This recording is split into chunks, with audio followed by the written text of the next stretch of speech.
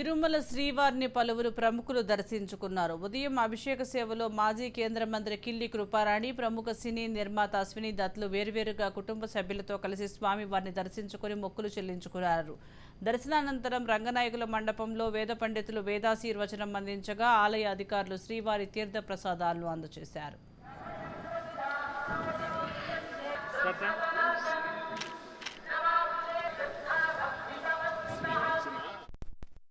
దర్శనం వారి అనుగ్రహం వల్ల దివ్యంగా జరిగింది. ప్రత్యేకంగా ఇవాళ రావడానికి కారణం 1958వ బ్యాచ్కి చెందిన ఒక ఐఏఎస్ ఆఫీసరు చల్లా భీమేశ్వరరావు గారని వారి పత్ని దర్శనానికి అనేక సార్లు వారి మనసులో ఉంది.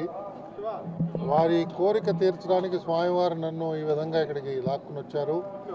వారు గొప్ప దేశభక్తుడు. ఈ వయసులో కూడా ఇంకా దేశం కోసం అని చెప్పి అనేక మౌలికమైన అంశాల మీద ఆయన వ్యాసాలు రాయడం, గ్రంథాలు రాయడం చేస్తున్నారు. వారి దర్శనం కోసమే మేము వచ్చాం. స్వామివారి అదృష్టం మాకు కల్పించారు. తిరుమల తిరుపతి